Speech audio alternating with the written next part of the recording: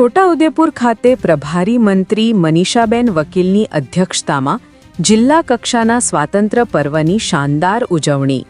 સંખેડાની દીબી Parekh high school ખાતે જિલ્લા કક્ષાના પર્વે પ્રભારી મંત્રીશ્રીએ રાષ્ટ્રધ્વજને સલામી આપી। સંખેડા તાલુકાના વિકાસ કાર્યો માટે 25 લાખ રૂપિયાની ફાળવણી કરાઈ।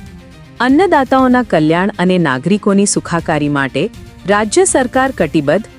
મંત્રી ડોક્ટર મનીષાબેન વકીલ। છોટાઉદેપુર 15મી ઓગસ્ટ।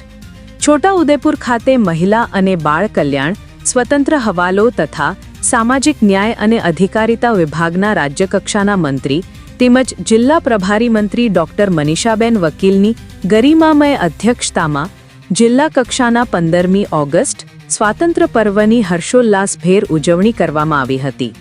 આ રાષ્ટ્રીય પર્વના પાવન અવસરે પ્રભારી મંત્રીએ ધ્વજવંદન કર્યા બાદ જિલ્લાવાસીઓને સંબોધતા રાજ્ય સરકારના વિકાસ કાર્યો અને જનકલ્યાણકારી સિદ્ધિઓનો ચિતાર રજૂ કર્યો હતો।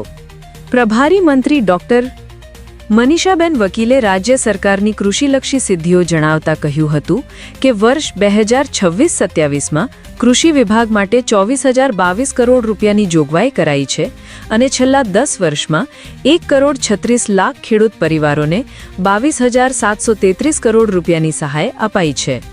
જિલ્લામાં પ્રધાનમંત્રી કિસાન સન્માન નિધિ યોજના હેઠળ 1 લાખથી વધુ ખેડૂતોને 166 કરોડ રૂપિયાથી વધુની રકમ ડીબીટી મારફતે અપાઈ છે। વધુમાં રાજ્યના પ્રથમ એરફિલ્ડ રબર ડેમનું નિર્માણ છોટાઉદેપુર જિલ્લામાં કરવામાં આવ્યું છે।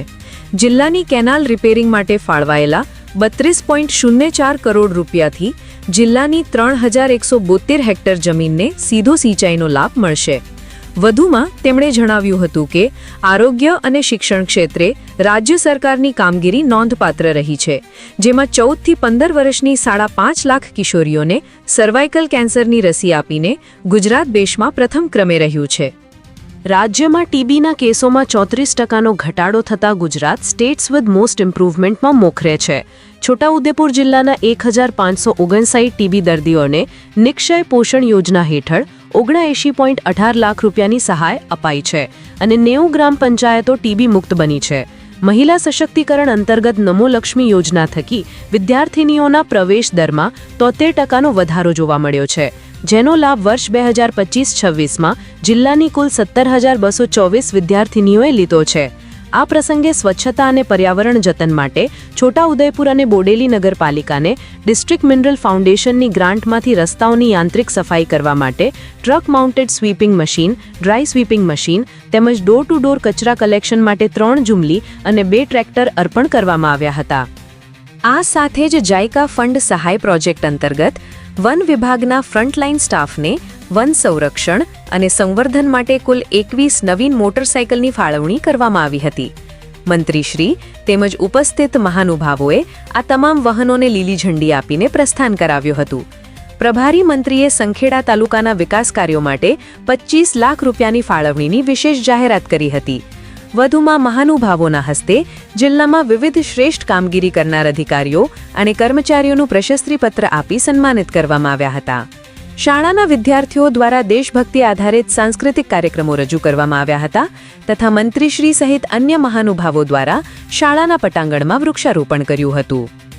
આ પ્રસંગે જિલ્લા પંચાયતના પ્રમુખ ઉપેન્દ્રભાઈ રાઠવા, લોકસભાના સાંસદ જશુભાઈ રાઠવા, ધારાસભ્ય રાજેન્દ્રસિંહ રાઠવા, જયંતિભાઈ રાઠવા, અભયસિંહ તડવી, જિલ્લા કલેક્ટર ગાર્ગી જૈન, જિલ્લા વિકાસ અધિકારી સચિન કુમાર, જિલ્લા પોલીસ અધિક્ષક ઇમ્તિયાઝ શેખ, પ્રાયોજના વહીવટદાર ઓમકાર સિંદે, મદદનીશ કલેક્ટર મુસ્કાન ડાંગર તથા વિવિધ વિભાગોના અધિકારીઓ, પદાધિકારીઓ, જનપ્રતિનિધિઓ, અગ્રણીઓ, આમંત્રિત મહેમાનો, પોલીસ જવાનો, શાળાના વિદ્યાર્થીઓ મોટી સંખ્યામાં ઉપસ્થિત રહ્યા હતા। આજે છોટાઉદેપુર ખાતે જિલ્લાનો જે સ્વતંત્ર દિવસનો કાર્યક્રમ છે એમાં ઉપસ્થિત રહેવાનું થયું છે। ખૂબ સારી સંખ્યામાં બાળકો પણ ઉપસ્થિત રહ્યા અને આજે એક ખુશીનો પર્વ છે।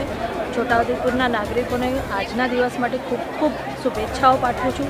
સાથે જે અહીંયા પરેડ થઈ એના માટે પણ જે લોકો અહીં ઉપસ્થિત હતા, આખું જે પોલીસગણ છે એમને પણ અભિનંદન આપું છું। આજે એકલો ખુશીનો પર્વ છે। આજે આપણા દેશના વડાપ્રધાન નરેન્દ્રભાઈ મોદીજીએ લાલ કિલ્લાથી પોતાનું પ્રવચનમાં ખૂબ સારી વાતો કરી, ખાસ કરીને સ્પોર્ટ્સની. અને એ દિશામાં જોતાં જે વાઇબ્રન્ટ ગુજરાતમાં છોટાઉદેપુરના મહત્ત્વ વધ્યું છે, ખાસ કરીને સ્પોર્ટ્સ ઇક્વિપમેન્ટ્સમાં. એમાં પણ હું છોટાઉદેપુરને ખૂબ ખૂબ અભિનંદન આપું છું. અગાઉના દિવસમાં પણ આખું વર્ષ વિભિન્ન યોજનાઓ થકી છોટાઉદેપુર વિકસિત થાય એવી પણ શુભેચ્છા પાછું. મેં કહ્યું એવું છોટાઉદેપુર જિલ્લામાં વાઇબ્રન્ટ ગુજરાત જ્યારે મધ્યઝોનનું યોજવામાં આવ્યું ત્યારે ખૂબ મોટી સંખ્યામાં આપણે જોઈ શકતા હતા કે ગુજરાત સિવાયના પણ બીજા જે પ્રદેશો છે, ખાસ કરીને અલગ અલગ રાજ્યો છે, MP છે કે રાજસ્થાન છે, એ લોકોએ પોતાનું ઇન્વેસ્ટમેન્ટ માટેની પ્રાથમિકતા બતાવી છે. સાથે સ્પોર્ટ્સની જ્યારે વાત આવે છે ત્યારે પણ છોટાઉદેપુરમાં ક્યાંક ને ક્યાંક એવું લાગે કે સ્પોર્ટ્સને વધારે મહત્ત્વ આપવામાં આવે છે. ત્યારે આપણે અહીંયા જે જિલ્લામાં વસતા છોકરાઓ છે એમને પણ તક મળે. કોમનવેલ્થ ગેમ્સ પણ આવી રહ્યા છે મધ્ય ઝોનમાં જ, આમ તો અમદાવાદમાં જ આવી રહ્યું છે. ક્યાંક ને ક્યાંક વડોદરા ખાતે પણ એનું સેન્ટર હશે તો એ દિશામાં આગળ વધવા માટે પણ ખૂબ સારી કામગીરી છોટાઉદેપુર